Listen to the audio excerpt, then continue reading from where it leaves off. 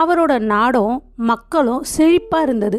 அவரோட மறைவுக்கு அப்புறம் அவரோட மகன் ஆட்சி பொறுப்பை ஏத்துக்கிறாரு.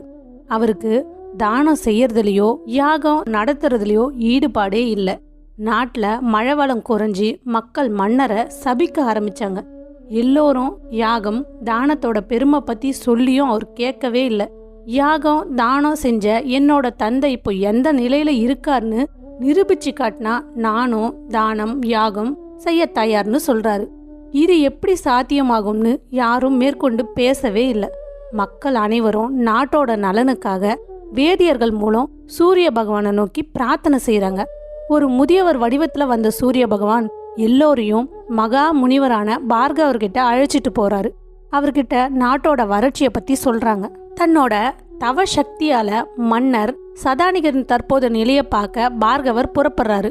அவர் கூடவே வேதியராக இருக்கும் சூரிய பகவானும் போறாரு.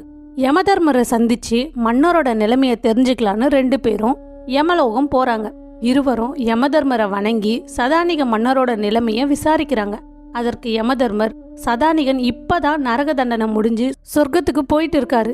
நீங்க 2 பேரும் சதானிகனை சொர்க்கத்துக்கு போனா பார்க்கலான்னு சொல்றாரு.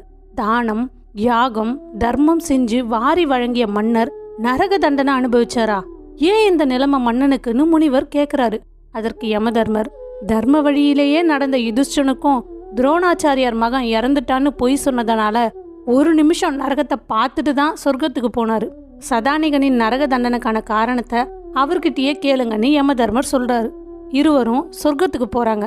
அங்க போய் சதானிகரை சந்திக்கிறாங்க. சூரிய பகவானும் பார்கவரும் சதானிகரிடம், தானம் யாகம் தர்மம் செஞ்ச நீங்க ஏன் நரக தண்டனை அனுபவிச்சிங்கன்னு கேக்குறாங்க. அதுக்கு மன்னன், ஏழைகளுக்கு இருந்து கடுமையான வரி வசூலிப்பனாக நான் இருந்துட்டேன்.